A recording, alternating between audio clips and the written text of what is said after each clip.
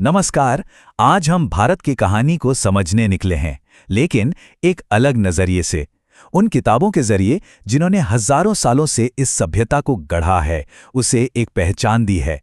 अब सवाल ये उठता है कि हजारों साल पुरानी इतनी विशाल सभ्यता की कहानी आखिर सुनाई कैसे जाए। ये वाकई में एक बहुत बड़ा सवाल है ना?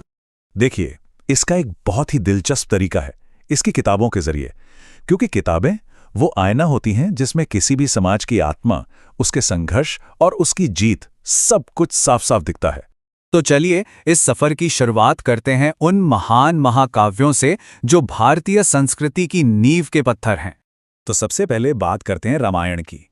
ये हमारा मूल महाकाव्य है, जिसे ऋषि वाल्मीकि ने संस्कृत में लिखा था। और पता है इसमें कितने श्लोक हैं? पूरे 24,000 श्लोक हैं, जिसमें भगवान राम की कहानी है। सोचकर ही हैरानी होती है। और सबसे कमाल की बात तो ये है कि रामायण की कहानी सिर्फ संस्कृत तक ही नहीं रुकी। तुलसीदास ने इसे अवधी में लिखा, कंबन ने तमिल में, और मुगल दरबार में इसका फारसी में भी अनुवाद हुआ। ये दिखाता है कि इस कहानी के आदर्श कितने यूनिवर्सल हैं कि हर दौर और हर भाषा ने इसे अपना बना लिया। और फिर आता है महाभारत, जिसे वेद व्यास ने रचा। ये दुनिया की सबसे लंबी, जी हां, सबसे लंबी महाकाव्य कविता है। और इसी में शामिल है भगवद गीता जैसा गहरा दार्शनिक ग्रंथ, जो आज भी करोड़ों लोगों को रास्ता दिखाता है। जब इसका फारसी में अनुवाद हुआ तो इसका नाम रखा गया रज़्मनामा, यानी युद्ध की किताब।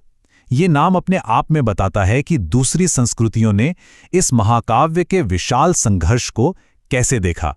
अच्छा, महाकाव्यों के बाद भारत में ज्ञान का एक बिल्कुल नया दौर आया। एक ऐसा समय जब विज्ञान, दर्शन और कला, इन सब में एक जबरदस्त उछाल देखने को मिला। ये एक तरह की बौद्धिक क्रांति थी। इसी समय पाणिनि ने अष्टाध्यायी लिखी, जो संस्कृत ग्रामर पर दुनिया की पहली पूरी किताब मानी जाती है।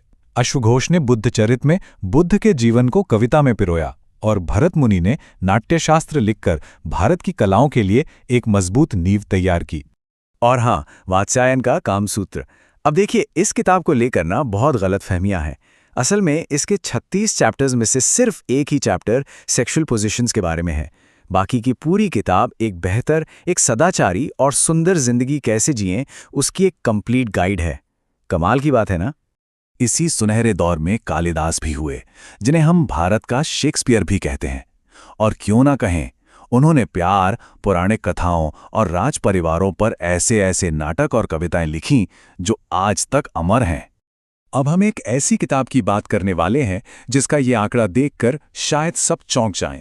ये है पंचतंत्र, विष्णु शर्मा की लिखी जानवरों की कहानियों का कलेक्शन। माना जाता है कि ये बाइबल के बाद दुनिया की दूसरी सबसे ज्यादा बिकने वाली और सबसे ज्यादा अनुवादित किताब है। सोचिए, इसकी छोटी छोटी कहानियां आज भी दुनिया भर में बच्चों को सही गलत का पाठ पढ़ा रही हैं। चलिए अब समय में थोड़ा और आगे बढ़ते हैं और मध्ययुगीन काल में चलते हैं। वो दौर जब किताबें सल्तनत और मुगल काल का एक जरूरी ऐतिहासिक रिकॉर्ड बन गई। ये स्लाइड बड़ी दिलचस्प है, क्योंकि ये दिखाती है कि इतिहास लिखने के कितने अलग अलग तरीके हो सकते हैं। एक तरफ है बाबर की आत्मकथा, तुजुके बाबरी, बिल्कुल पर्सनल, बेबाक और खुद बादशाह के हाथ से लिखी हुई।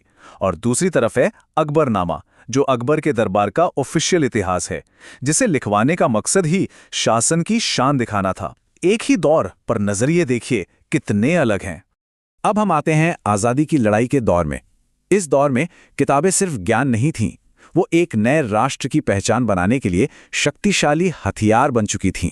इस दौर में एक तरफ गांधी जी के सत्य के प्रयोग थे, तो दूसरी तरफ जेल में लिखी नेहरू की the discovery of India. Savarkar 1857 के विद्रोह पर अपना नजरिया रख रहे थे, और अंबेडकर बुद्ध या कार्ल मार्क्स जैसी किताब लिख रहे थे। ये सब सिर्फ किताबें नहीं थी, ये भारत के भविष्य के लिए अलग अलग रास्ते थे, अलग अलग विचार थे जो कागज पर लड़े जा रहे थे। और फिर आज़ादी मिली। इसके बाद भारतीय लेखकों ने ग्लोबल स्टेज पर अपनी एक ऐसी छाप छोड़ी कि दुनिया देखती रह गई। इसकी शुरुआत में R.K. नारायण का नाम लेना बहुत जरूरी है। उन्होंने मालगुडी नाम का एक काल्पनिक शहर बनाया, और इस शहर के जरिए उन्होंने आज़ाद भारत के आम इंसान की जिंदगी, उसकी उम्मीदें और उसकी छोटी छोटी खुशियों को पूरी दुनिया तक पहुंचा दिया। और फिर तो जैसे एक लहर आ गई। सलमान रुश्दी को मिडनाइट चिल्ड्रन के लिए बुकर प्राइज मिला, और फिर उनके बाद अरुंधति रॉय, किरण देसाई और अरविंद अडिगा जैसे लेखकों ने भी ये सम्मान जीता।